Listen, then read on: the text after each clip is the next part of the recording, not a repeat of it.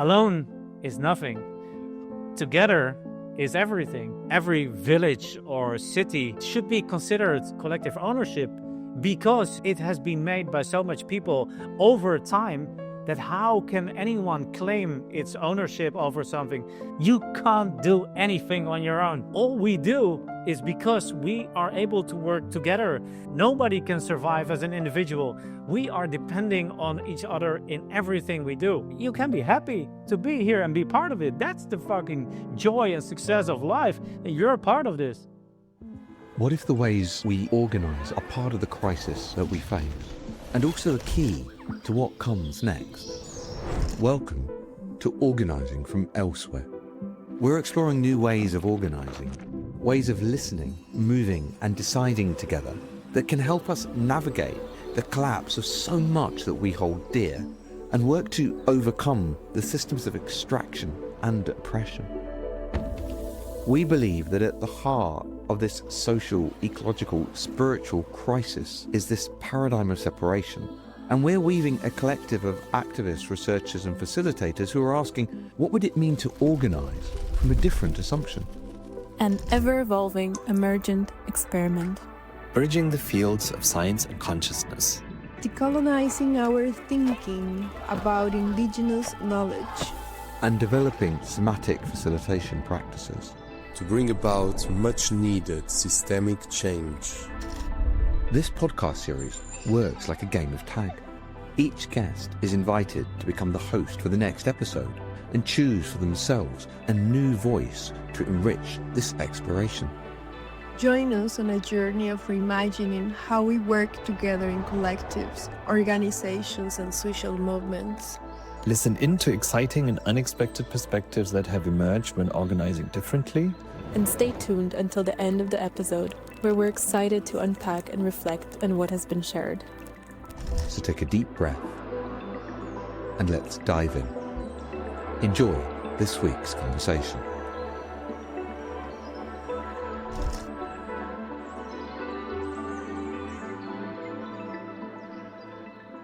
Welcome, Ivo, to the Organising from Elsewhere podcast. You are a founding member of Amsterdam Alternative, and we're here at the OT301, which is a collective free space here in Amsterdam. It was a squat, but a squat no more. What is this place now? It used to be the Film Academy of Amsterdam, and they moved out in 1999. And it was nice because I came to Amsterdam in 1997. I finished art school in Maastricht, which is down south in the Netherlands. I moved here because I was looking for a new adventure and progressive environments, experimental stuff. And I thought Amsterdam is the place I should go. So I moved here, and then by accident, I rolled into the squatting scene. So in 1998, together with some people I barely knew, I squatted the two buildings of a hospital in the east of Amsterdam called the OLVG hospital. That building became my first real collective experience, living together, working together in a building we squatted it with about 10 people, I think. Then after about 1.5 years, when we got evicted, we were living there with 130 people, built our own club in the basement. We had a vegan kitchen, we had exhibition spaces, we had spaces for refugees. It was a massive building, maybe 10,000 square meters. But so this experience for me was so valuable because I was like, wow, this is a new start of my life. I like being with so much people and doing everything together, like fixing the building, organizing ourselves, like listening to each other. And it was a very international community, people from everywhere, from all over the world. But most of the people somehow connected to the arts. So it was writers, musicians, painters, whatever. And so this is also in that building we founded the first association. It's called Vereniging Eerste Hulp bij Kunst. I don't know how you Dutch don't have a constant soul for Vereniging. Vereniging is association. Association, yeah. The legal organization structure. But we founded it there in order to have a legal body to be able to do things, like to apply for electricity or whatever.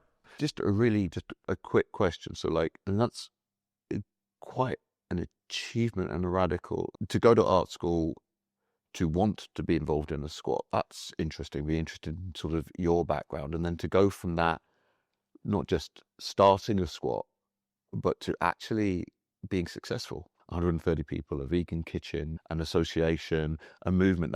What was it about? I think there's two things here I'd be curious in. Number one is, what was it about your background, your upbringing that would make you interested in perhaps doing that? And you said that it was an important experience for you. Organizationally, what did you learn about how the organizational methods you were using, I don't even know what they were, shaped and limited what you could achieve in this first squat? There's a couple of questions there, but the thing is, I wasn't prepared for it and I wasn't looking for it when it happened. It just happened. Just happened.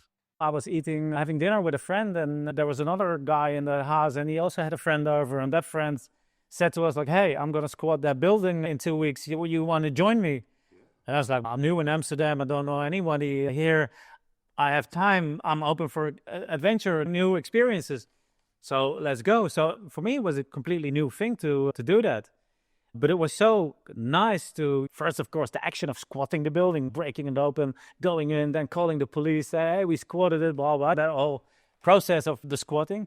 And then being in the building every day and night and going through the building, it was like an adventure tour every night, going through a new room, like, wow, what's this? It was a hospital, like I said. So there was all this hospital equipment, and there was a morgue downstairs, and the first running water shower we fixed was in the morgue. So you had to have a shower there where the dead bodies used to be of the hospital. But I wasn't maybe not super aware of what was happening and how I was like all of a sudden involved in such a collective thing. But I was open-minded and ready for new experiments. And as just being finished with art school, I was just looking for a space to do stuff with music and design and arts and do that together with other people. And yeah, that was perfect for it, because all of a sudden I started a band there, like an electro-punk band. And that band, we had that for 11 years and we toured around the world from Japan to Brazil. And so it opened up so much possibilities, having that physical space without pressure of finances. I went to Amsterdam, accepting a job. That's how I got to Amsterdam. And I moved into a shitty room somewhere, paying way too much money, as you also do now. And then when after the squatting, I said, I don't need that house anymore. I'm going to live in here. Hey, I don't have to pay nothing. Okay, that also relieves me from some financial stress. You know what? I'm going to quit my job to then spend my time doing what I really like, being busy with music. I restarted designing again, of course, because I still do. And I still like it, but having the opportunity to be there in a space with other people who are also busy with arts and open for experiments. And then we started organizing and open up for public, like organizing parties, exhibitions, concerts. Then the vegan kitchen I just told you about, they came from another squad, but they were evicted as well. So they came knocking at our door like, hey, do you have space here? Because you're such a big building. And that's how our squad grew from 10 people to 130 people, because people just came asking like, hey, can we join you? And that's the funny thing. We're here now in the OT 301. I like how we started the conversation. The Film Academy of Amsterdam, because after this OLVG experience, which was such a amazing experience for me, like something I would never forget in my whole life. But with a group of people there, we were like, oh my God, this was so great, what we've done here and what we realized together, and we should continue this. Let's look for a new building. And this is basically how we got here, because this Film Academy, they moved out, they built a new building in the center.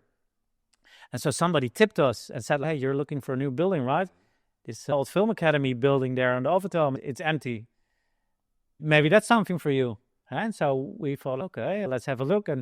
But in that time, when squatting was still legal, because it got criminalized in 2010 by law, but in that time that was still legal. But there was a rule that a building had to be empty for a year, at least a year, to be legal squat. Yeah. But this building wasn't empty for a year at all. It was empty for, I don't know, a couple of weeks, couple of months, even because the Film Academy just moved. But we thought, you know what, whatever, we're gonna squat it anyway, because it's too good of an opportunity to leave. And so we did, and we squatted it, and of course negotiations started with the owner, which is the city government. And so they let us stay because they didn't know what to do with the building in the beginning. And you also have to imagine in that time, we're talking now end of the 90s, beginning 2000s. This is also the time when Richard Florida wrote his book, The Rise of the Creative Class. And that's basically the start of gentrification. And that's in that book, he said, hey, if you put artists in an area somewhere, and maybe that area isn't going so well, and there is some trouble, and maybe the value of the houses is low, if you put artists somewhere, you will see that the prices go up because these artists, they create a community around them. They will probably open a bar, a restaurant, a shop, exhibitions. And this was happening at this time in Amsterdam. We weren't aware that we squatted this building in the time that Amsterdam started a policy called the Broedplaatsen policy, which is like a policy to use old office buildings, school buildings for temporary housing of artists, affordable art spaces. With the idea in the back of their minds, it wasn't published back then, hey, we're doing this, but no, with the idea in the back of their minds, hey, if we do this, then probably the house prices and the real estate will go up. And this is what we've seen now over the last 20, 25 years, that Amsterdam has become immensely more expensive. It was already hard to find a house when I came here in the end of the 90s, but now it's even harder and more expensive. So there was a coincidence in things happening at the same time. The book of Richard Florida, gentrification, start of this policy, we squatting this building. And so this is why also the city government said, well, actually, they're a nice collective, serious artists, and they've done well in the other building, because obviously they knew us from the OLVG hospital. And so they let us stay. And then after a while, they came back to us and said, well, actually, you can stay, but here's a contract, a user contract. So there's a contract between us. And then you can stay for 5 more years. And then we can put you in that policy that we've just started, which means then we can also allocate some money, some budget to fix some things in the building, because we see that you're doing so much public events, concerts, food, cinema, blah, blah, blah, all these things we're doing, but without any license or security measures or something. And they were, I think, a bit scared. My God, there's like hundreds of people going to that building, staying there all night for parties and whatever. And they have maybe not such good emergency exits or fire alarm system. So they invested a bit of money in that, through that policy of Broedplaatsen, which was started in that time. I find this story like really fascinating. So sort of art school, stumbling into Amsterdam, stumbling into the squatting scene, being part of what sounded like a really successful squat, and then this kind of juxtaposition of sort of the gentrification of Amsterdam and the role of the squatting movement within that. And I guess I got a few questions that kind of interest me in terms of what you're saying, and I'd be interested to know because you would go on to set this place up, and this place is successful, and then you would go on after that to set up Amsterdam Alternative. But maybe before we go there, I'd be curious as to what did you learn from these initial experiences of squatting in terms of, I'd be curious, what organizational methods did you use? Were you horizontal? Were you vertical? Formally, informally? How did you organize, and how did that shape and limit what you were able to achieve? So I think that's the question I have to start off with. But just to give you a heads up of the next question I'd want to ask would be this really interesting point. So you were saying, by having free space, I could drop out of the capitalist system to a certain degree. I had freedom to do things. But also, by being an artist in a building, you're also making a deal with capitalism, with gentrification, within the squatting movement. So there's some really interesting sort of politics going on there. What organizational methods did you use? How did they shape and limit? What did you learn around that?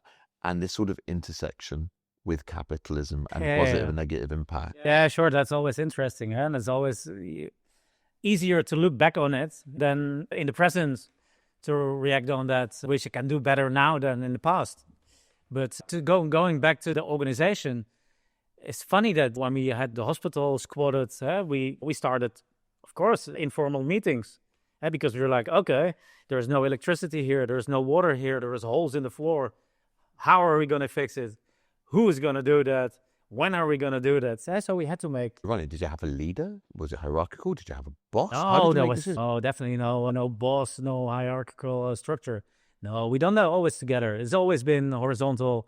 We sit down together in a room, have a meeting. And nowadays in the OT 301 here, we call that the General Assembly because it's more official. But then it was just like, okay, we need to talk the important stuff. Who has time tonight? Okay, we'll do a meeting tonight. And there were no power dynamics or power plays or politics. It just worked. How did you of course, the bigger the collective grew, the bigger the meetings became, the more also problems you run into because of individual egos. And there is always some discussions and emotions coming up in debates, people not agreeing. But the thing is, in a building and an organization like that, is that you are there somehow for the same reason. And you share an enemy, which is the people that want to get you out. So you're there and you're like, okay, let's make the best of this for as long as we are here. And making the best of it means, hey, we need to fix stuff. Because imagine, in the first weeks we were there, we had nothing. There was no toilet. You had to go to the McDonald's basically to go to the toilet. It's a swimming pool to get a shower. And that's in the beginning, that's pretty rough. But slowly we started fixing things. And you're like, okay, that's a handy guy. He's got some tools. They've got some stuff. Okay, let's do that. They're like, okay, I can fix that. Okay, I'm good with water or electricity. I'm going to try to fix that. And slowly everybody put some energy and time in it. And things start happening. And of course, then you're proud also and happy. Together you share what you managed to fix. And then you also start to talk about other things, of course. First, you have the basics. You're like, okay, we need to be safe and warm and a lock and this. And then you start, okay, that's done. Now let's talk about what we're going to do in this building. I'm an artist. I want to do some painting. I want to make a music studio. Oh, that's an artist as well. He wants to dance or she wants to. And you start like, okay, great. And then you start, okay, shall we then open up for public? And if we open up for public, what are we going to do? And how are we going to arrange that? And so slowly, something like an organization structure starts without an intentional plan of, okay, guys or girls, we're here with this group. This is the structure we're going to use. This is how we're going to... No, that was never the case. It just happened organically, naturally. And of course, naturally it was consensus. Naturally, people just said, we're not going to do anything unless everybody agrees. Was that the case? Or? No, of course. When you sit together, then you're like, okay, how are we going to decide upon things? Of course, then you make some agreements. And we've always also here, we try consensus. That's the first thing we try. Okay. To see if we can come up with something that everybody agrees on. But that's hardly ever the case. And then, when that doesn't work, then most of the time you go to voting. Voting. And is that how it happened in this first squat? You would make decisions in the end, either consensus or voting? Yeah, most often that was the case, yeah. But the thing is also that it almost makes it sound like everything was discussed. But it wasn't. Most things were just happening. I was walking through the building, saw something broken. Well, hey, I'll fix it. Only really big decisions which had an impact on everybody were decided on together. So there was also there was space and freedom for people to just do and decide themselves, as long as, of course, that wouldn't hurt or disrespect other people. I find it so interesting, I guess, from my own experience of organizing.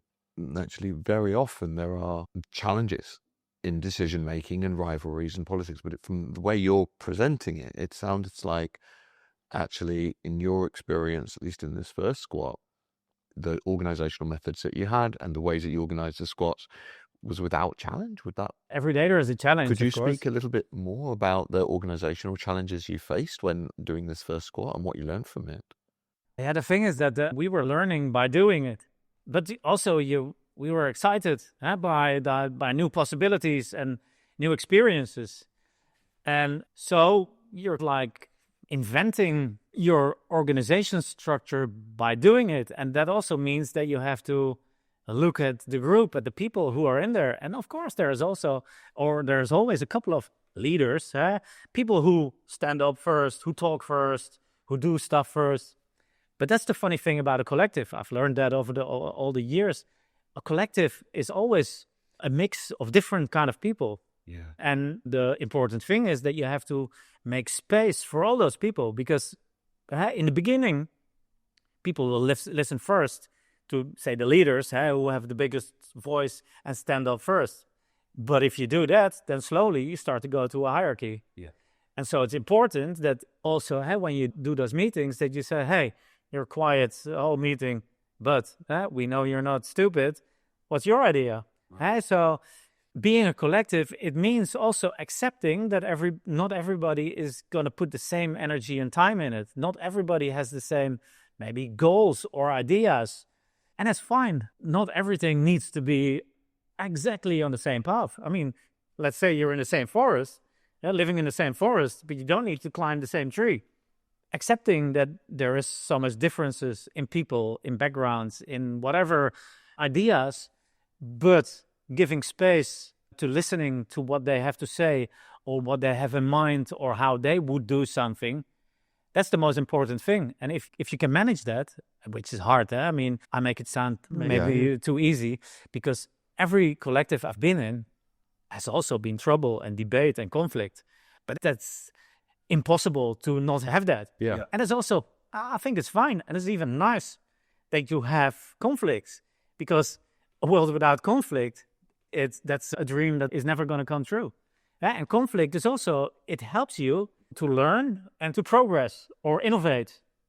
And also being in a collective also means that you have to put your ego aside quite often and think, I've been hearing this, I've been hearing that, I would do it that way. But anyway, let's try what they are saying, just because I'm curious what happens. I can put my own finger down and say, no, I want it like this because I think this is best.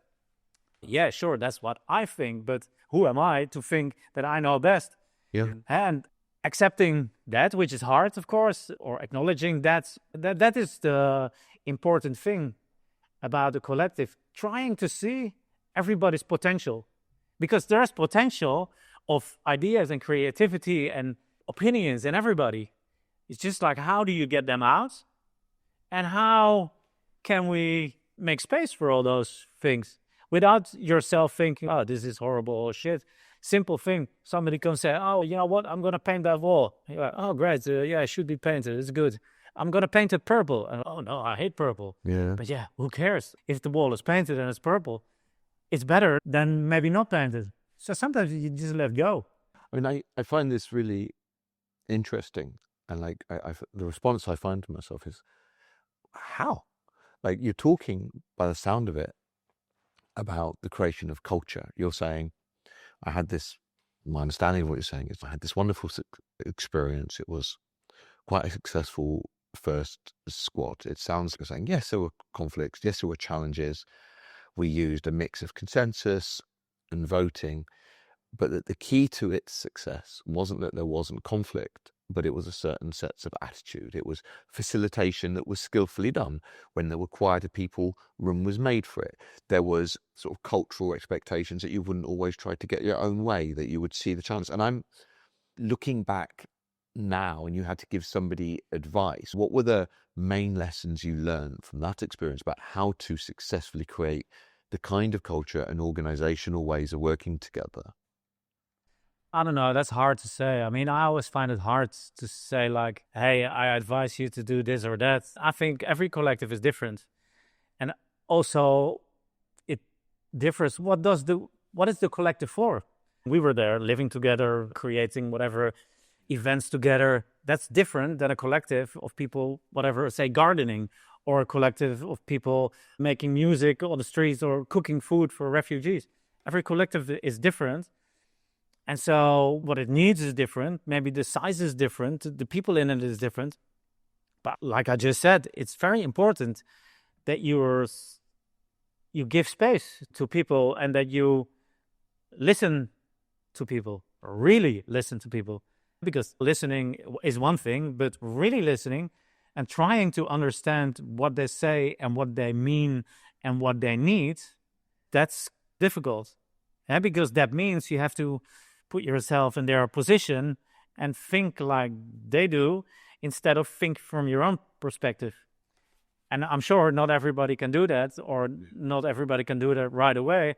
But that's a matter of training, I guess. Training, not like reading books about it, but just by doing it.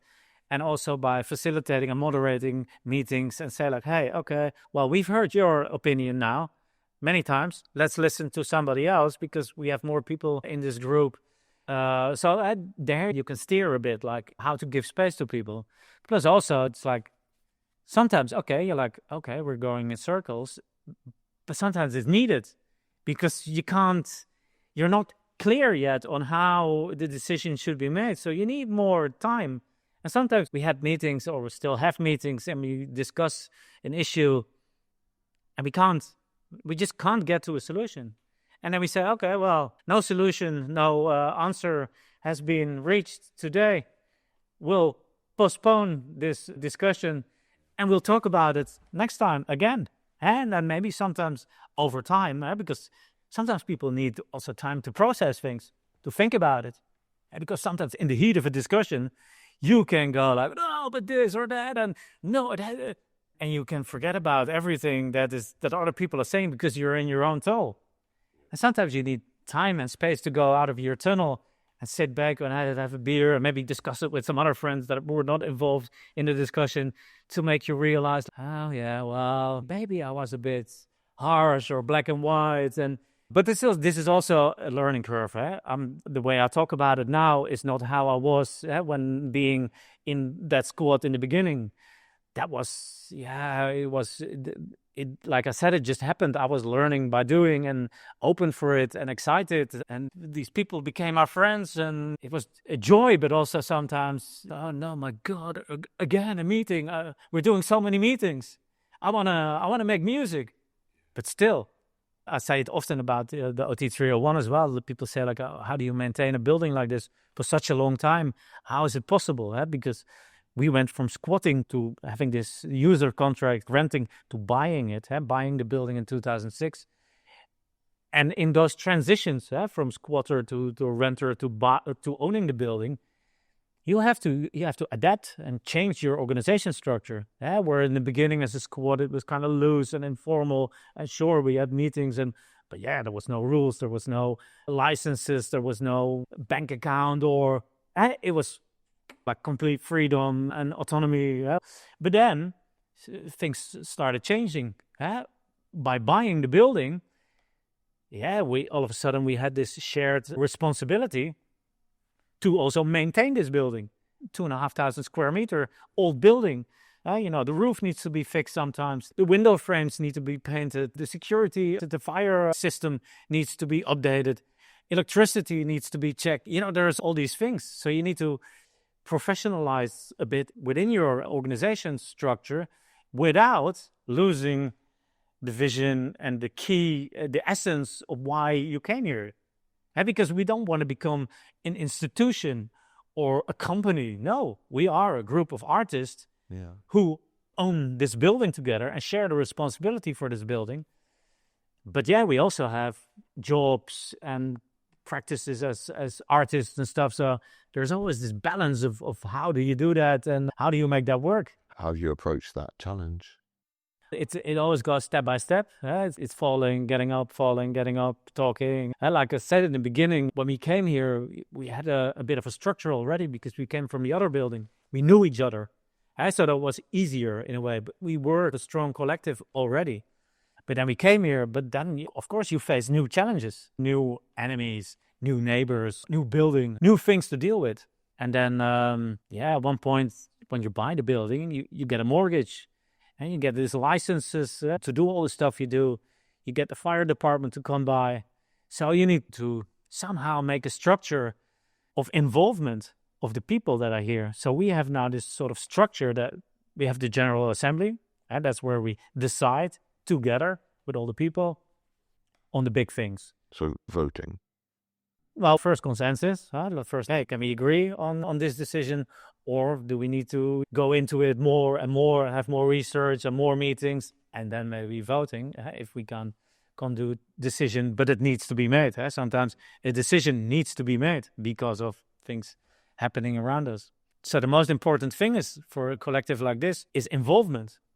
That the people who are here are also involved in the collective. We bought it, and so everybody who has a space here now is a part of the collective. Also has done a vote. And basically every space is a member of the association. Whether a space is 1 or 2 or 10 people, it doesn't matter. You only have one vote. So if you're a collective in one space, you don't have more power than an artist who is individually in a space. And that's important also, because otherwise the bigger spaces with more people, they would have more power. But so all these people are members of the collective, together with the umbrella organization, which we already started in the OLVG hospital, the association. The association owns the building. We as members are sort of like co-owners all. But if you step out, you have nothing to sell. So there is no individual ownership, which also makes it that nobody is here for reasons of speculation. Like real estate now is. Real estate is a tool for creating capital. Okay, I'm here. I'll wait 5 years, 10 years. Then it will be worth more. Then I'll sell it and I made money. I just made money on being here, which is crazy, of course, that we live in a system like that. But here it works differently, because you're here because you want to be here and not because you're somehow accumulating capital by being here.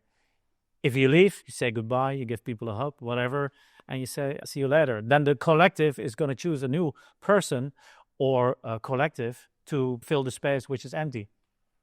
And so around that General Assembly, we have a board. So a couple of people have an overview of what is happening, all the things that we have to deal with.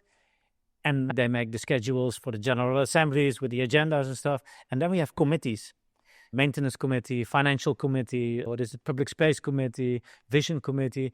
So basically little groups of people who deal with specific topics that we have to deal with as a collective.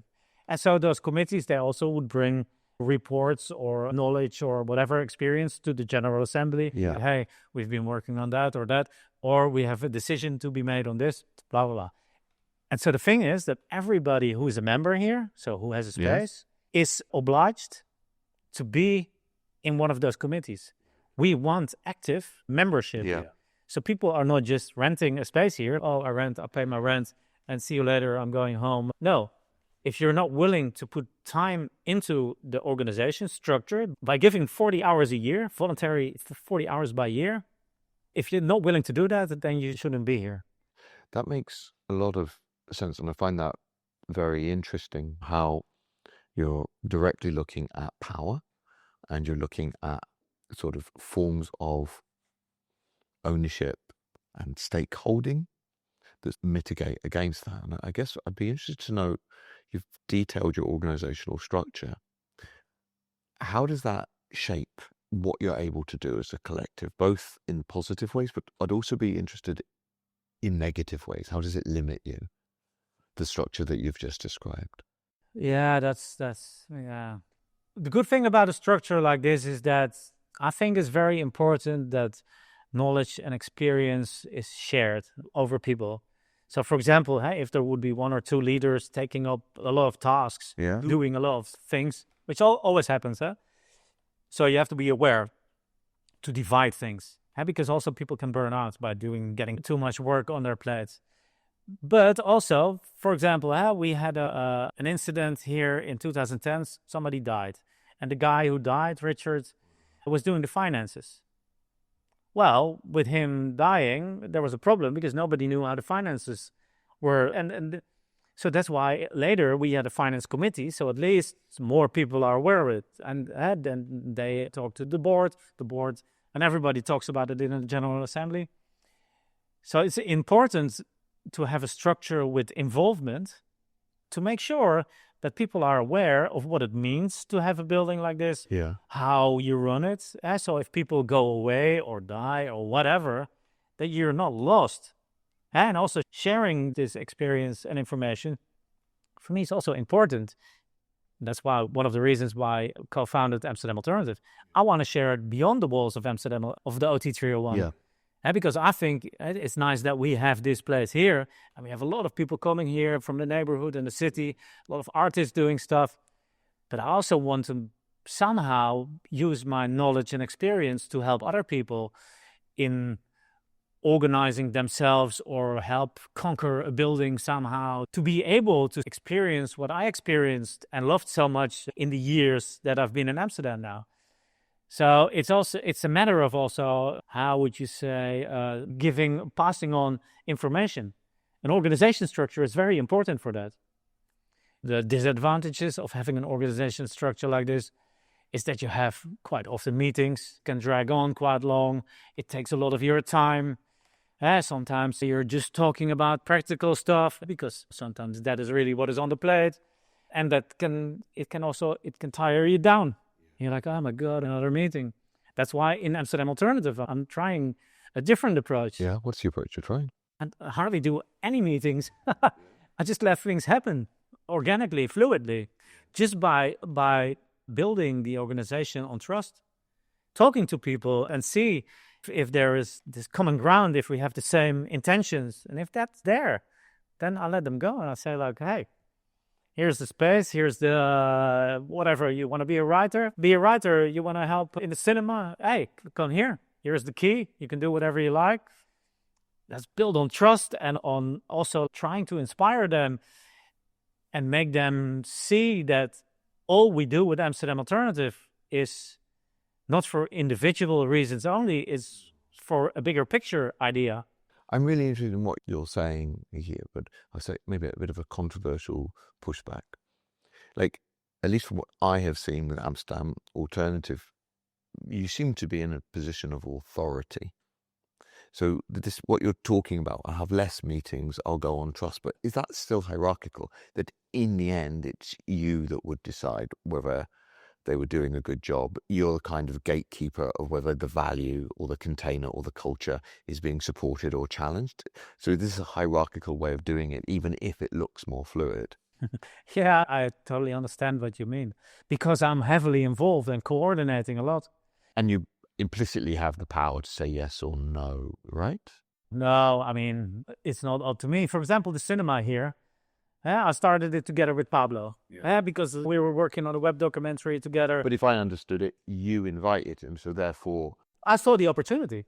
But this is what I guess there's something a little bit utopian about the story you're telling me. Maybe it's just, I'm a cynic. Earlier in this interview, you said, this collective pulled out of this space, and then I invited Pablo, and then he said no, and then I suggested this, and I said yes.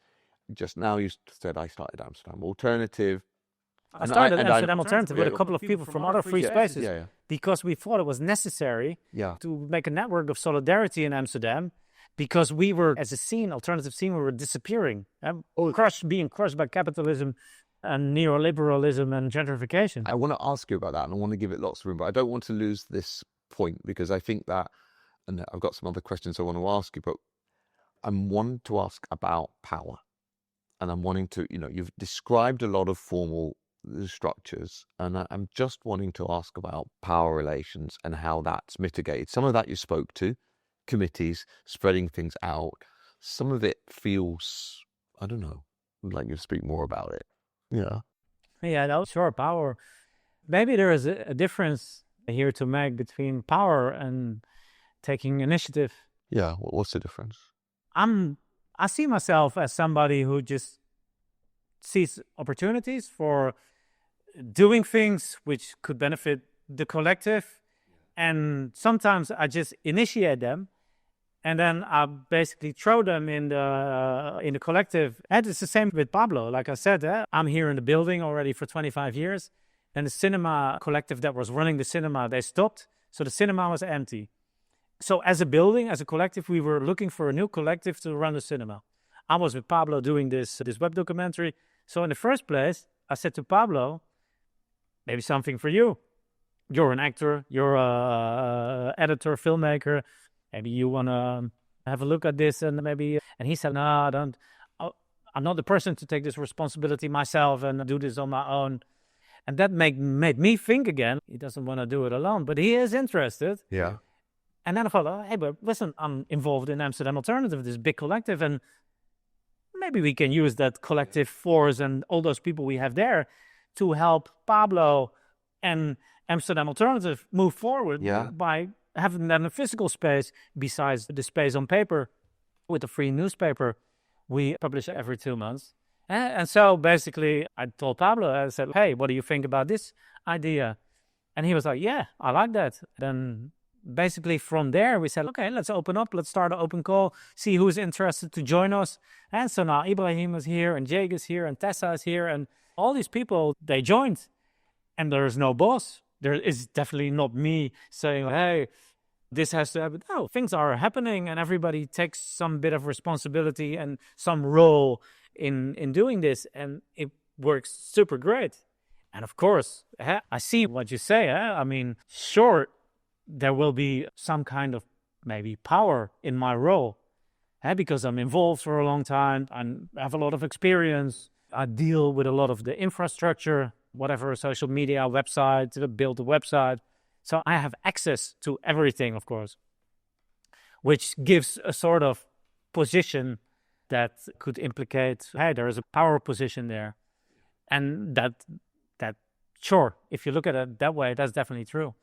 Although I never see my role as a role of power. No? I might see myself as somebody who takes the lead and takes the initiative. But when taking the lead, I want to try that in a natural way. I don't want to impose stuff on other people. No. I just said, hey, I have this idea. What do you think? Is somebody interested to join me on this idea or not? Or do you think something for Amsterdam Alternative? And the same happens when somebody comes with an idea. For example, Menno came to me and said, like, hey, what about starting the AA Academy, like an educational project within Amsterdam Alternative to break through the hierarchical structures of universities and, have a more equal way of distributing knowledge and stuff. And so we done it. I said, hey, Menno, here is the space. What do you need? And a new collective of people formed within Amsterdam Alternative to start that AA Academy. So that's also how I see Amsterdam Alternative. It's an organization for possibilities. It's an organization that sort of like shares values and intentions and has a sort of background in squatting and free spaces. And we know where we want to go, which is a world of or society which is more equal and healthy and fair to everybody, not the happy few who have the money to afford being here. And for me, it's also an experiment. After the experience of the OLVG first collective project, I also run a record label together with 2 other people, a mini collective project. The OT301 as a collective project and experience. With Amsterdam Alternative, I thought, let's try it a different way. Let's try to see if we don't meet so often and don't have so much whatever rules or structures. Let's see how that works and where it brings us. And it's super interesting to see that now, after 10 years, because actually in June 2025, it's exactly 10 years ago that the first newspaper came out. So the newspaper that you wrote an article for, which is actually coming back from print tomorrow morning, is number 60. It's the mark of 10 years Amsterdam Alternative, which is, and that I'm super proud of, because running a collective, publishing a newspaper every 2 months, running a cinema, doing podcast sessions, making a web documentary, which is a massive document of experiences and stories from people working in collective projects. You can never do that alone. It can never be an individual project. So I'm super proud that somehow we managed to build something, some kind of a collective project that people connect to, and connecting to, like every week people send emails to Amsterdam Alternative. Hey, I saw the newspaper, or hey, I've been to the cinema. How can I join? I want to be part of it. And I don't care if it's voluntary. I have so much hours to spend. What can I do? And I often meet with everybody who's interested. I spent a lot of time meeting people just to tell them about what we do, how we do it, that it's open for ideas, for initiatives. And I meet with everybody because I want to tell my personal involvement and my drive. Because I think if I'm sat next to somebody and talking to somebody, I can inspire and motivate somebody way better than I could do by email or WhatsApp or whatever. So I meet with them and then I say, hey, what do you want? You want to be a writer? Yeah, I want to be I never written for. That doesn't matter. Somebody has to start somewhere. In potential, you could be the best writer of the world. I mean, if you want to give it a try, you give it a try. Some people said, I'm not good in writing, but I'm a good editor. I'm very detailed and anal on these little details. Let me do that. Some people come with, they want to organize stuff. And that's a nice thing within Amsterdam Alternative. There is space for a lot of ideas. Absolutely. I find this very interesting. I want to move on to a couple of other questions, and maybe we can link this back to Amsterdam Alternative, but maybe just a bit of a reflection in terms of a curiosity for me, because it seems to me that key to the successes that you're talking about is the policing of values and the policing of values and culture, so that you have a lot of new people coming in, and yet this particular culture of freedom, of not hoarding knowledge in one place. Your role seems quite key in a number of different aspects. And so, sure, you always need a couple of nutters to keep pushing and keep connecting and doing the things to keep the fire burning. It's not really a question. I'm just, for me, having been part of a number of organizations where culture has been a problem, particularly when power relationships have been a problem, and decision-making is a problem, and competition, and there's been, in terms of at least how you're describing, very often in things that I've witnessed, despite the intention to create a very different kind of culture or to challenge the externals, I've seen within the organization mirroring almost the worst elements of the thing that we're trying to change. And it sounds, from your description, that hasn't been the case with the squats that you've been involved in, with O2301 and with Amsterdam Alternative, and it feels that there is a goldmine here of actual positive learnings about how not to replicate the cultures that we're trying to change, because you've not really spoken about the kind of shit shows that I've seen in many other sort of attempts to do this kind of thing. And from there, I kind of want to just move on to another question, and maybe you can come back to that in some way. If really we've been exploring the organizational experiences that have affected you deeply, and we've been looking a little bit about what's worked well and maybe a bit less about what challenges you've faced, and we've also looked so far at what decision methods you've been using. You've been talking about consensus and democratic tools. I'd be interested to return back to a question I asked you earlier. How are the ways that you're currently organizing your projects shaping what you can achieve and what you can't achieve? And what would a radically different way of organizing look like? We call it like, what would organizing from elsewhere look like? What for you would be a radical innovation of organizing? And I think I'll leave it there. My question isn't that clear, but run with it. Yeah, I don't understand what you say. And that's also, I can come back to the question of what would you advise people to do when they ask you to organize? Yeah, it depends on the organization, it depends on what you do. And what I was just saying, that after OT301 and OLVG with Amsterdam Alternative, I wanted to do it differently. Because I didn't want to have the pressure of all those meetings that tire you out. And I don't want to be a meeting guy that's always in a meeting. That's the danger of organization structures which are horizontal, that you keep talking and talking. And talking is great and it's good. But I'm also a doer. I want to do stuff. I want to make stuff. I want to be on the floor organizing events and talking to people, and not just about how are we going to do stuff and what are we going to do. But radical changes in organization, it's hard to say something about that.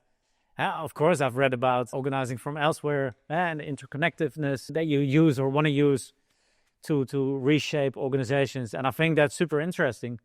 And I think experimenting with organization structures anyway is super interesting, because, what is true and what is the best organization structure and what works best for who, that isn't set in stone. No. It is always a matter of looking at what works with those people. It would be the same as saying, okay, here we have a model, let's move this model from the Netherlands to Brazil. Yeah, listen, Brazil is some different country than the Netherlands. People are different, attitudes. You can't one-on-one copy models or Absolutely. organization structures. You always have to adapt. You have to adapt to the environment, to the people involved.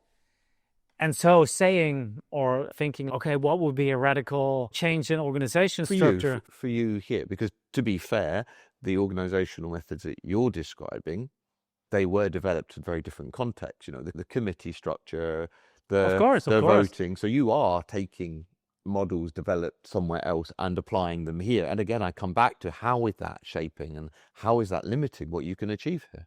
Yeah, the thing is, I never thought, okay, let's, with everything we do, reinvent the wheel and try something which has never been done before.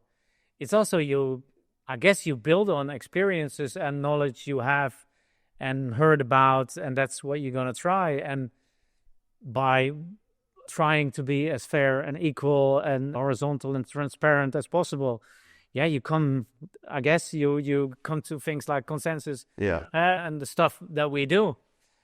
If you radically want to change it's funny, I never even thought about that, because I believe in collectives and also the commons, like how in the past, long before capitalism was here, how people were living in communities. Absolutely. And some people were going hunting and some were on the land collecting nuts or berries or whatever. And some were in the sort of whatever village, or how do you would call it, taking care of the children. And it wasn't maybe the men or the women, whatever it was organized.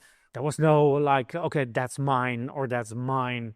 I believe in that. And that's also why I believe, or been busy with, and this is since we bought this building here, the OT301, and made it collective ownership, I started to be super interested in this model. Not because I'm interested in ownership, ownership. I would actually be more interested in non-ownership or neutralizing the ownership.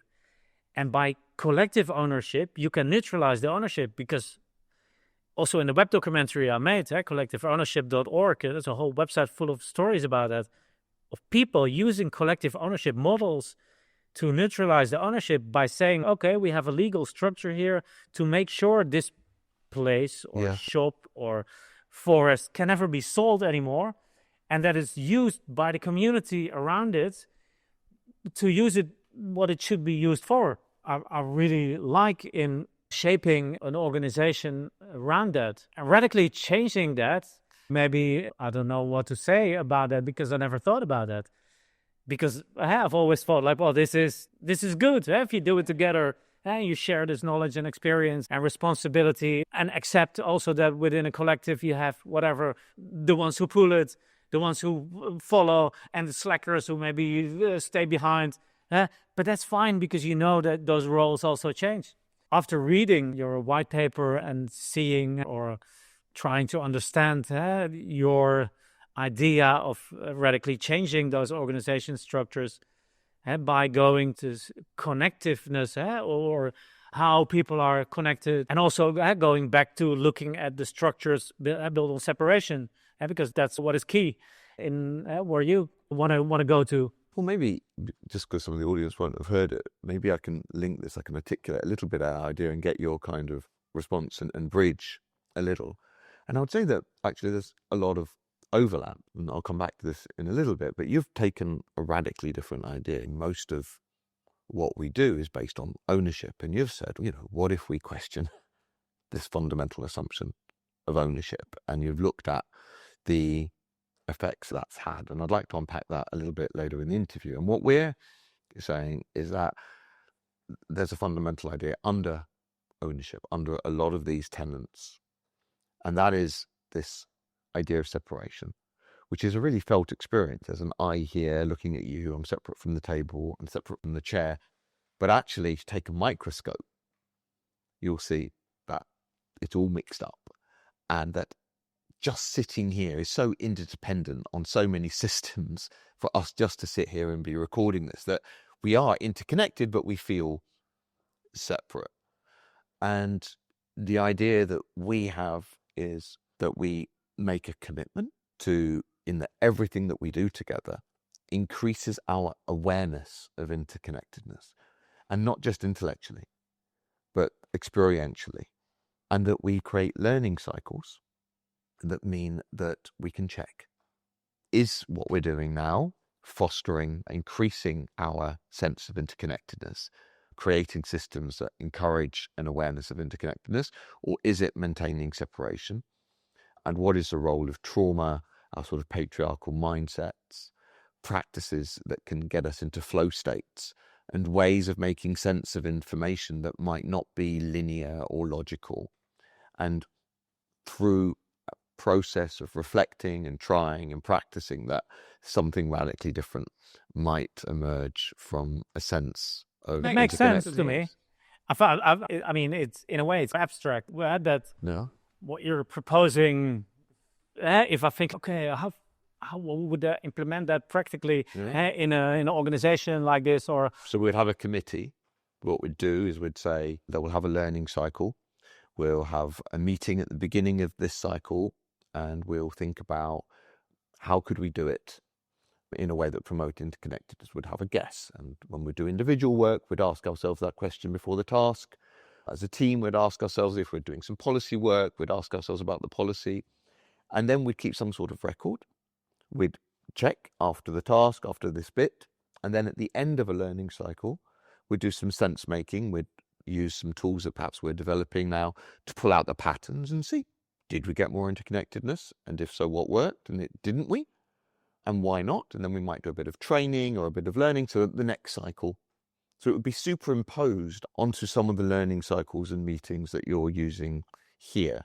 yeah, it sounds super interesting. And what also with this whole interconnectedness, what makes so much sense is that it's the same as people say, like, we are humans and that is nature. Yeah. No, but wait a minute. We are all nature. I mean, people set themselves apart from nature. And that's something strange, I think. Yeah. That's why I don't understand why we don't take care of nature more, because I'm like, hey, but listen, if we kill nature, you kill yourself. Absolutely. How can you be so dumb to not understand that this is all interconnected? If ecosystems, if, this big system of all these things that are depending on each other, you don't see it, but it is there. Exactly. And how can we be so stupid to think like we stand above that? We are going to control this. Because we feel separate from it. And how did we get that far to feel separated from this? That I find unbelievable. I have very much the notion of that always in the things I do. But the funny thing is, I've never thought about how that connectiveness could be implemented in an organization structure. Although, I mean, when I was doing the web documentary, I also made a chapter about Rise of Nature, how nature is always put aside. That if there is a case, nobody is representing nature. Like in court, there is never a lawyer or a tree coming to say, hey, I'm a tree, I'm representing the forest and the jungle. Hey, this is what I have to say. No, it's always humans talking about human interest. And so it was quite interesting to see that you have the new institute here in the Netherlands, and they have this sort of like organization structure developed called the ZOOP. Okay, what does that mean? Zoo operation, zoo operation. Okay. So it's basically a cooperative model or structure that you can implement in your organization to make sure that whatever decision you make, you try to think like, if nature would be here at the table to represent nature, what would it say, or what would they say about the decision we're going to make? Which I thought was a super interesting, very interesting model of interconnectedness that I thought, ooh, I like that. Maybe I can look in the future into how to implement such a structure because such thing can be easily implemented into the OT 301 or Amsterdam Alternative. But that was like a sort of direct link of nature and people and organizations we have. But it's different again from the interconnectedness that you talk about, between people and people trying to, like, on a different level than talking, connect to each other. And whatever feel how they respond or feel or react to things without words. I'm not sure that we're saying without words. I mean, I think the example that you give there about a structure that gets people to be more aware of nature is partly of what we're talking about. And I think implicitly you've done that, because what you've done is you've taken ownership, and simply by taking away this notion that this is mine and I own it, you are creating a sense of interconnectedness. You've spoken about the importance of having a shared value, having a shared mission, having a shared space, having a sense, a stake that you are part of something, that you literally own it, that you can't just sit there and ride, that you have to be involved. And I would argue that whether you've been conscious about it or not, all of those are creating a felt sense of being part of something, of being interconnected for something. I think that's also the reason why so much people connect to Amsterdam Alternative. Yeah. Because they want to be part of that thing they see, and hey, but this is something I want to be connected to. Absolutely. Because there's something happening that is breaking with the boundaries or rules or counterculture thing that is fighting against this big giant of capitalism. And I want to be part of that. I want to be connected to that. Absolutely. So I would argue that you're already working in the space of creating more interconnectedness, and that's what I'm interested in. I'm interviewing you because it seems to have been successful to some degree. I've got two other directions I want to go in, because you touched on it earlier. I think you gave this wonderful example of part of the reason that the authorities gave you permission to be here was part of their gentrification agenda within Amsterdam. And so here, because this is another aspect of organising for us that we're interested, is the role of assimilation. I was pushing you in that direction as well, because hierarchy, power, there's just so much of what you're doing, I think, is creating an awareness, a felt sense of being part of something, of being interconnected, of moving people away from being separate and in their own self-interest and silos structurally, organisation. And I find that very interesting. And I would be very curious for your views on our approach to, in some ways, what you're doing. But before I go there, you said earlier this kind of story about how the authorities supported this initially as part of their gentrification agenda. And I've spent a lot of time cutting my teeth in the warehouse communities in London, which were these grey legal places. And they used to be factories in really working class areas. And then they were empty under sort of the neoliberal reforms. And then artists came in, and then it became a scene and a party scene, and lots of like rich white trust fund kids live in windowless rooms and have a scene now. And now they're all being knocked down for luxury flats. And we were part of the gentrification. And I would be interested to know about the role of assimilation. And by that, I mean, there is hierarchy here. Like you say, there are leaders here. You're using democratic structures which impose the rule of the majority on occasions, on afters. There's lots and lots of meetings which obviously privilege people that have time as opposed to people that don't have time. Meeting structures, verbal structures privilege people who are articulate and who have social capital against those that don't. And then we are, as you say, we're occupying a building, we are artists, we are doing something to the culture. How is this being co-opted or not, or how you're defending yourself from being co-opted into capitalism and individualism per se? There's a lot of story in the questions. I like long-winded questions. Questions there. Make what you But the thing, of course, is looking back now, like what happened then, when we squatted it and when they started that policy. Now I look back and, okay, we were actually used as tools for city development and part of gentrification. Yeah, lots of alternatives. No, yeah, but the thing is, of course, you can look back now and think, oh shit, how could we have avoided that? I think we couldn't. The thing is, we are part of a bigger thing. We can't say OT 301 is here. We're completely independent, autonomous, and we don't give a shit about everything because we grow our own vegetables on the roof and we catch the water. And this is our world. It doesn't happen like this. No. This is also when I was making the web documentary, I wrote this whole article, chapter on ownership, and I was reading through this old book from Vrij Beton, and he's a philosopher, a French guy writing about ownership in the late 1800s. And what he already wrote in that time is that he was saying, like, actually, every village or city should be considered collective ownership because it has been made by so much people over time that how can anyone claim its ownership over something? All we do is because we are able to work together. Nobody can survive as an individual. We are depending on each other in everything we do. And so that's also how I see the city. I see the city as something that has been made. We have to thank all the people, generations before us. Absolutely. That this is here, that we have a phone, a microphone, that we drink tea, that we have knowledge to talk. This is not... Some people say that, oh, I invented this. I have all the rights for this. I have all the... And I think, like, why do you think that you are the one who... Maybe, Absolutely. but without the knowledge of the people before you who done this, who done that, you would have been nothing. You would maybe be in a tree somewhere. Absolutely. And people tend to forget that this big collective wisdom and collective knowledge that has been built up over the centuries by people from all over the world. Absolutely. It's been so easily forgotten.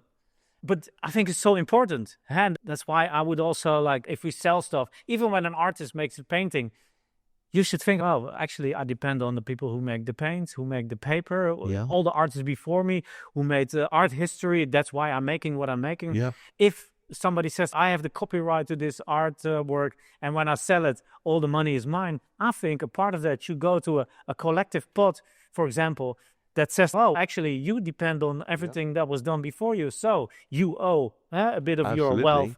So put that in a collective pot. With that collective pot, we're going to help other people to develop themselves as artists or whatever.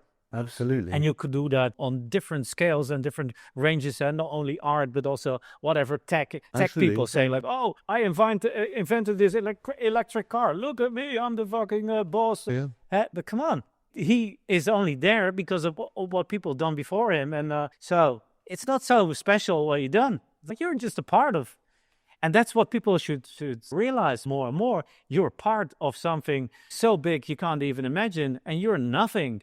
You can be happy to be here and be part of it. That's the fucking joy and success of life. And you're a part of this. And that, I think, like, even within what you're saying are some suggestions for creating more of a sense of interconnectedness. It might sound a bit woo-woo, but in a lot of traditions, this regular practice of starting a meeting, they would call it a ritual, we would call it a meeting, with giving gratitude to the land that you're on, to the ancestors, it could be all the people, helps us to remember structures which you could call a progressive tax system, or you could call of naming, acknowledging, recognizing, giving some of the money back. These are ways of fostering more of a felt sense of interconnectedness.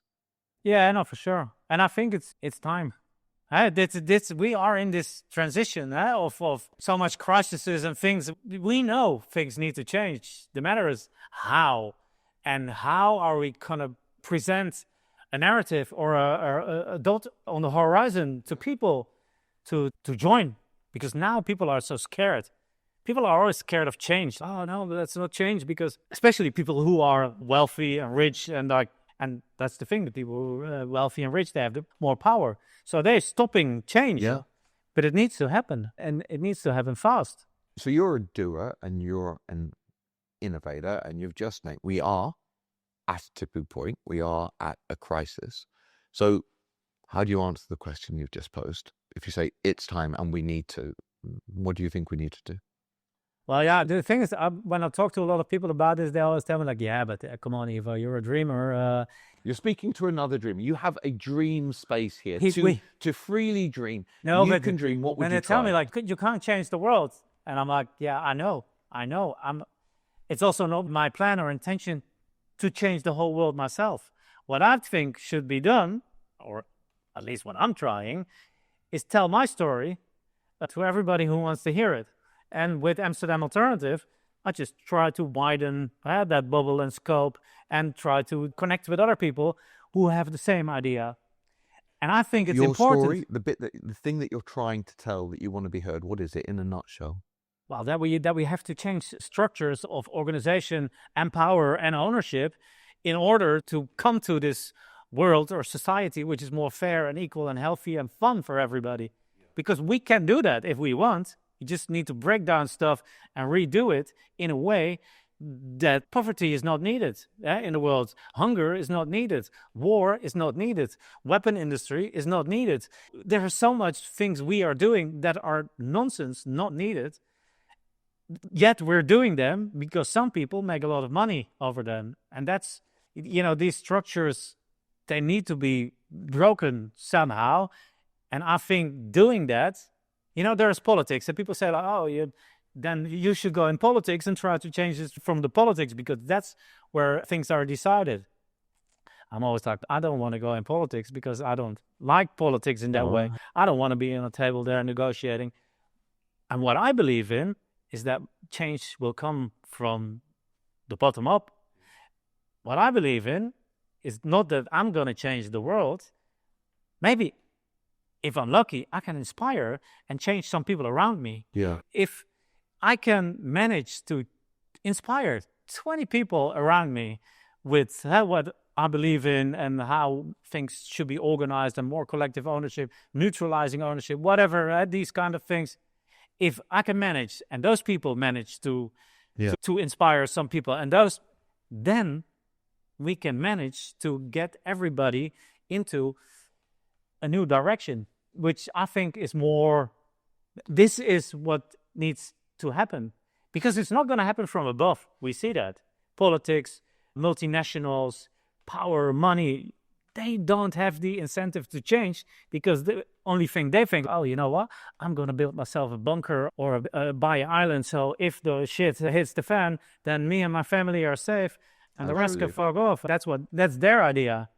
I like what you're saying. And I think that you're downplaying, because I don't think you're just saying, I want to inspire people. I think you're saying that ownership, the structures of ownership are a big part of the problem. And here are some examples about how you can neutralize that, how you can take that out of the picture, and how that allows some option space for very different kinds of ways of doing things together. And I think from the little I know of your work and what you said today, that's really at the heart of your message. Do you want to add to that? For sure. I think ownership, or the way we deal with ownership as humans or society, is at the core of almost all the crisis situations we have in the world. Like wars. Basically, owning means you can exclude others, whether it's land or buildings, and in a way, it's weird that you get born on the planet Earth and somebody then says, oh, well, actually, you can't stand here, you can't walk there, you can't lie there, you can't go to the beach here because it's mine. And you're like, imagine you're just there, but listen, I was born here. What are you talking about? And what's next? Is somebody going to tell you, oh, you can't breathe the air because I just bought all the oxygen in the world? That doesn't make sense. And so this idea of putting fences everywhere, that makes so much trouble. Migration, wars. Look at what's happening in Gaza, Russia, Ukraine. It's all about owning land, owning minerals, owning it's money. Like people being obsessed with ownership because they think owning a lot is giving me power, it's going to make me a successful person. This is the narrative of how to define a successful person. The narrative now is like, hey, you're a successful person if you had a good education, then you have a good job, then you buy a house, because ownership of a house, individual ownership, that's the holy grail.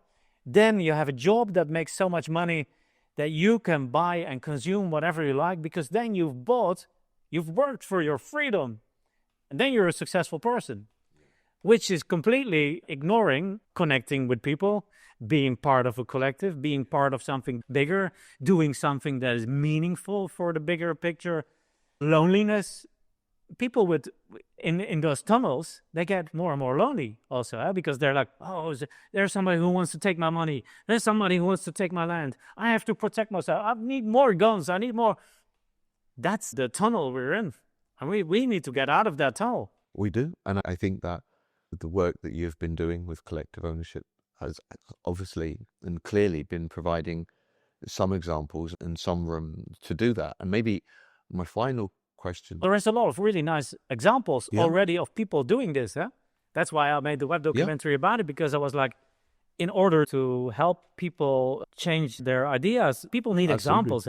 People can't just think, oh yeah, that's a good idea, let's do it, if they don't see the examples. If they do see the examples and get inspired by that, then they're like, hey, wait a minute, what I'm seeing there, I would like to do it like that. Absolutely. And listen, I don't have enough money to buy a house myself, but if I do it with 20 people together, we might be successful. We might be able to pull it off. And then actually, we make sure that this building is going to be long-term affordable for everybody. So we're doing something for people, generations after us as well. Absolutely. And this is where we need to go, that people understand that they have a role to play in this change.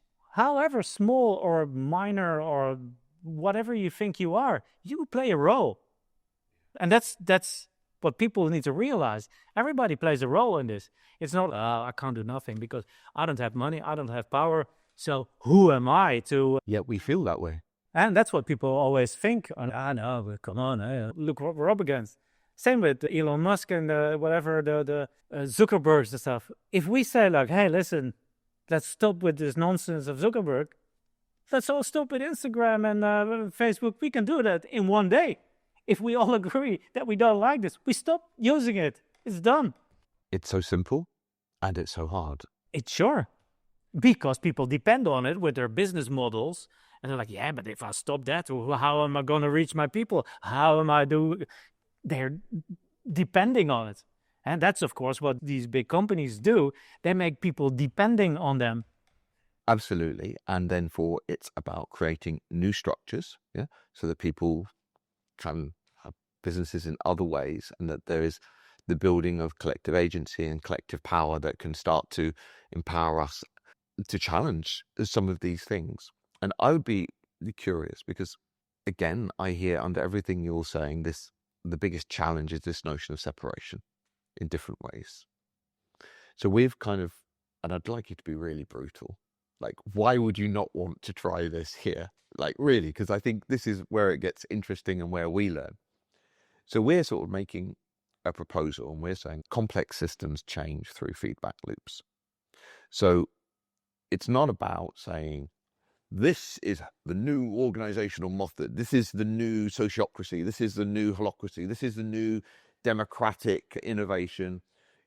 It worked over here, try it over here, for all the reasons you said, that these things develop in one context. And we're not even saying, this is how you can feel more interconnected, because, again, it changes.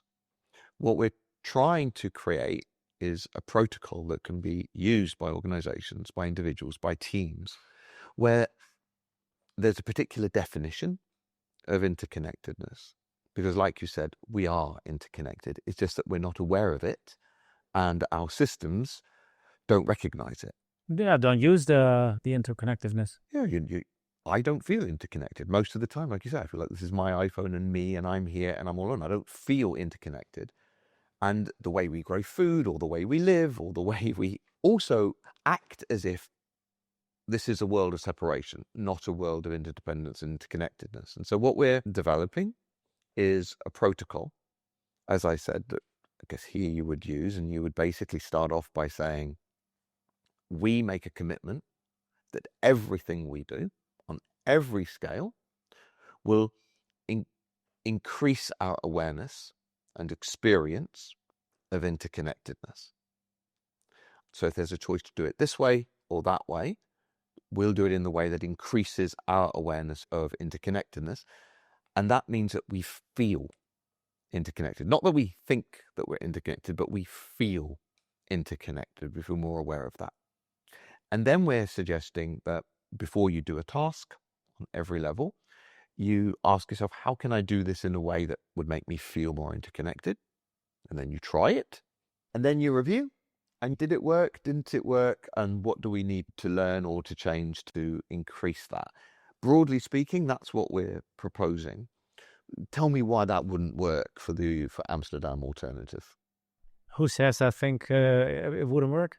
Because, well, I'd love to know. I'm super interested what in you- experimenting to see Yeah. what it could maybe bring us. I mean, I'm not saying like, okay, let's go all the way, but I'm curious to see whether this could help us somehow to organize differently, better. But I don't have any experience in this, so I don't know. I can't be critical or skeptical or saying like, "Oh, it's not going to work." Why would I say it's not going to work if I haven't tried it? You need to try it first, right? I agree, but what potential challenges could you see, or what potential pitfalls could you see here? I don't know yet. It's of course not up to me to decide to do this with the whole collective. So it should be something that is supported by everyone, or at least a lot of people in the collective. Yeah. And I think the collective Amsterdam Alternative and the collective OT201 are both pretty curious, adventurous collectives that are open for experiment. So I do think there would definitely be some people motivated to try something like this. I mean that's nothing to hear. I guess when I said that, what I was hoping was that you would say, yes, it's a good idea, but have you thought about this or these challenges? Because we're looking to learn, but I'm very excited that you're open to playing with us. Well, how could I say something about something I've never tried? If there is no experience, then I could say, oh yeah, it's not going to work because a lot of people are not going to want to do that. But who am I to say that, to decide for them that they think they're not going to do that? I think it's worth try, because I think interconnectedness is something important that is forgotten. And it would be interesting to see how on what level we could get that back, whether it's the interconnectedness with nature, like I said, with the example of the zoop, or the interconnectedness between the people, and what would that mean in decision making. I think it's a super interesting experiment. I don't know whether it's going to work. I don't know how I'm going to react to things like this. I have no idea. But yeah, that's the thing. Like, if you don't try, you don't know. And if you don't try, then also nothing is going to change. Well, sometimes things don't need to change. Yeah. But we all know that a lot of things do need to change. Absolutely. And how are we going to reach? I mean, I'm sure that a lot of people are going to comment on your idea like, yeah, come on. Interconnectedness lie on the floor. Like, you're a hippie with ideas that are not from this time. But I'm also sure that a lot of people are going to say, yes, this is what we need. This is what is forgotten. There is always two sides and two opinions, or more opinions. I mean, what I like about it, just to answer the thing, is that its mark of success is failure. And what I mean is, it's the ability of this protocol to make us aware of what is causing us to feel more separate, so that we can then think of, if that's what's causing more separation, what are the steps that we can do to feel more interconnected? So that it doesn't need to be successful to be successful. What it needs to do is highlight what is causing separation, so that we can make choices that can then empower us to be more interconnected. And the other thing I like is, you talked about it being hippie on the floor, but because we're not suggesting anything, because we don't know people's worldview, people's context, the work that they're trying to do together, what you're doing is you're saying to people, all you need is people to accept that underpinning every problem we're facing is this felt experience of separation, and that the solutions in the end have to arise from a different assumption to the assumption that's underpinning the system. Because if we operate from a notion of separation when we try to build solutions, we replicate the fucking fundamental idea of the system. So long as you accept that any real change will be based on feeling more interconnected, then it's a way of empowering people to go and experiment, to find their path towards that in their context. And that's what excites me about the approach that we're taking. But enough about us Is there anything else that you think is relevant to share to the people that are listening to this podcast that are obviously interested in how they can organize more effectively, given the absolute horror of the rise of fascism, inequality, capitalism, the climate emergency, and to name it specifically, the Holocaust and the eradication of an entire indigenous population in Palestine that we're facing right now? Well, yeah, what could I say? I mean, all those things, of course, I'm aware of all those crises and all those things that are happening. And also in our newspaper, we talk a lot about that, because that's what you also do when you write the article. You talk about something, about your thoughts about it. But what would I say to people? I don't know. I think one of the most important things is to go back to your inner source, like what is burning, which fire is burning inside of you, really at the core. What do you think is important? Where's your passions? Where's the things that you want to be connected to in life? And forget about a new car or a new house, or really.